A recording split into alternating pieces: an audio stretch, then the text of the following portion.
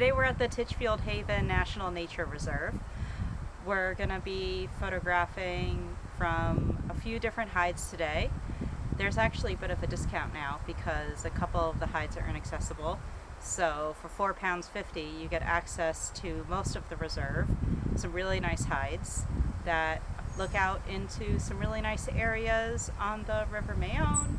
You got some fields as well, and yeah, see what we can see today. I'm starting off at my favorite hide today, the Suffern hide. Here you have a sweeping view of the River Mayonne.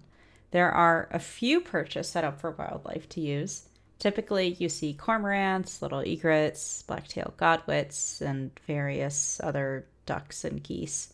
Occasionally you'll also see birds of prey if you're lucky, such as the marsh harrier or kestrel.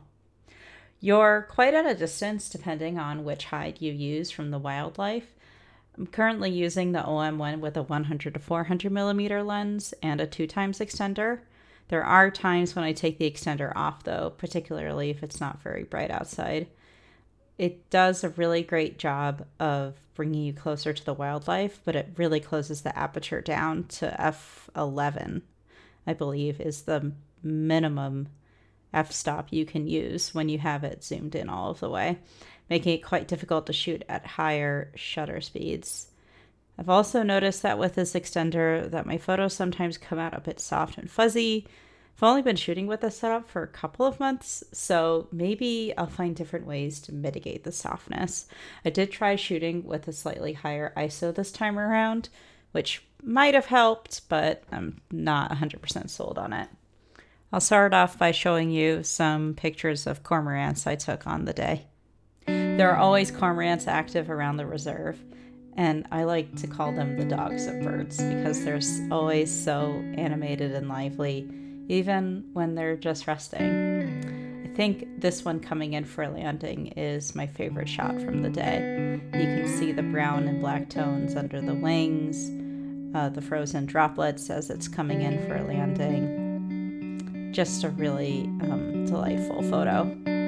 I also really enjoy photographing the various little egrets that come in. It was quite windy today, as you can see by the movement of the feathers, and so they were having a difficult time finding the right perch to sit on. I just also love photographing them as they're taking off. They look so graceful. You can tell just about when they're about to take off when they start raising their heads and looking around, so you can get your camera set up and ready for documenting them taking off. Here, there seems to be some kind of dispute. This little egret was clearly not happy with the other one. Maybe it was using its favorite perch. You can also get some really nice reflections on calmer days like this one, like you can see for this pied avocat. This is a series of photos that I was really excited to get, starting off with a cormorant biting off or swallowing more than it can chew, whichever kind of term or phrase you want to use. It's trying to swallow a place, and it's pretty amazing how flexible and elastic the cormorant's jaws are. And honestly, it's a bit disturbing seeing its head contort into the shape of this very oblong fish.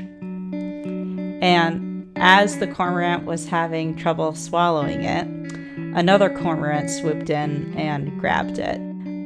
It was really exciting to see.